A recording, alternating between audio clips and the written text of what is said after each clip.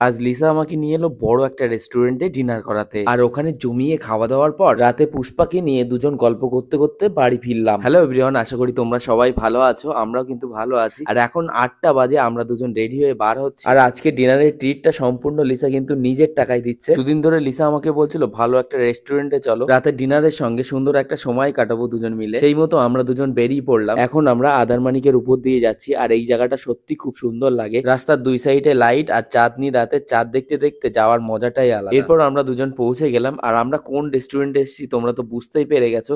যারা বুঝতে পেরেছো অবশ্যই কিন্তু কমেন্টস করে জানিও। আর আজকে যেহেতু লিসা আমাকে খাওয়াচ্ছে, সেই জন্য কিন্তু আমাকেই ডিসাইড করতে বললো যে তোমার মন পছন্দ মতো তুমি অর্ডার দাও। তাই আমার পছন্দের ফিশ কাটলেট আর এখানকার স্পেশাল বিরিয়ানি অর্ডার দিলাম। এছাড়াও এর সঙ্গে আর কি কি নিলে ভালো হয় সেটাই দাদার কাছে জিজ্ঞাসা করছিল। কিছুক্ষণ ওয়েট করার পর আমাদের একটা পছন্দের মকটেল চলে আসে, যেটা গ্রিন অ্যাপেল দিয়ে তৈরি করা। আমরা যখনই আসি এই মকটেলটা নিই, আর এর সঙ্গে আমরা অর্ডার দিয়েছিলাম ফিশ কাটলেট, সেটাই লিসা আমাকে সার্ভ করে দিচ্ছে। আর ভেটকি মাছের এই ফিশ ফ্রাইটা কিন্তু আমার খুব ভালো লাগে, কিন্তু আজকে কেমন করেছে সেটাই এখন খেয়ে দেখবো। ফিশ কাটলেটটা কিন্তু বেশ গরম ছিল, আর এরকম গরম খেতে কিন্তু আমার ভালো লাগে। আমার তো মনে হয় আমার শুধু নয়, এরকম সবারই ভালো লাগে। তারপরে যদি এরকম একটা সুন্দর ফ্রেশ ভেটকি মাছের কাটলেট থাকে তাহলে তো পুরোটাই জমে যায়। সত্যি ভেটকি মাছের এই কাটলেটটা খুব সুন্দর করেছিল, আমাদের তো খুব ভালো লেগেছে। তোমরা যদি খেয়ে থাকো তোমাদের কেমন লাগে অবশ্যই কিন্তু কমেন্টস করে জানিও। এরপর আমরা দুজন মিলে গল্প করছিলাম, আর তার মধ্যে চলে এসেছে আমাদের দুজনের পছন্দের সোনা হোটেলের স্পেশাল বিরিয়ানি, যেটা আমাদেরকে এখন সার্ভ করে দিচ্ছে। আর সত্যি কথা বলতে বিরিয়ানিটা যখন সার্ভ করছিল আলাদাই একটা স্মেল বার হচ্ছিল। এটা খাওয়ার পরেই বুঝতে পারবো এটা কেমন করেছে। আর আমরা যেহেতু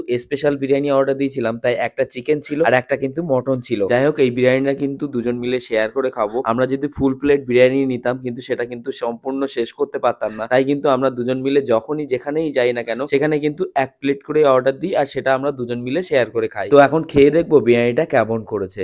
আর মুখে দেওয়ার পরে কিন্তু খুব সুন্দর লেগেছিল।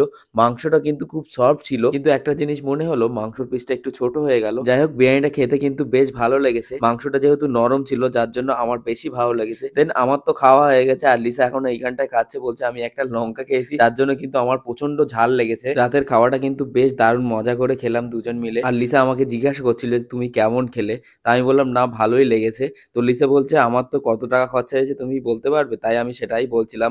আর শেষে খাওয়ার পরে আমরা কিন্তু একটা ডেজার্ট অর্ডার দিয়েছিলাম। দেন খাওয়া দাওয়া কমপ্লিট হয়ে গেছে, আমরা এখন বিলটা মেটাচ্ছি। এরপর এখানে কিছু ছবি তুলবো, কারণ সোনা হোটেলে এসেছি আর ছবি তুলবো না এটা কখনো হয়। তাই এরকম একটা সুন্দর অ্যাম্বিয়েন্সে আমরা দুজন ছবি তুলে এখন বাড়ি ফিরছি। আর হ্যাঁ, একটা কথা বলতে ভুলেই গেছি, যে দাদাভাইটা আমাদের খাওয়ার অর্ডার নিতে এসেছিলেন সত্যি আমাদের সাথে খুব সুন্দর ব্যবহার করেছে, আমাদের খুব ভালো লেগেছে। আমরা যেহেতু বাড়িতে অনেক সমস্যা রেখে এরকম একটা সুন্দর রেস্টুরেন্টে খেতে আসি, তখন যদি এরকম একটা ভালো ব্যবহার পাই সত্যি খুব ভালো লাগে। দেন এখন 10:30 বাজে, আমাদেরকে বাড়ি ফিরতে হবে। নিচে পুষ্পা অনেকক্ষণ একা রয়েছে। তো আজকের এই ভিডিওটা তোমাদের কেমন লেগেছে, তোমরা ভিডিওটা কোথা থেকে দেখছো, যদি ভিডিওটা ভালো লেগে থাকে অবশ্যই একটা ছোট্ট লাইক করো আর কমেন্ট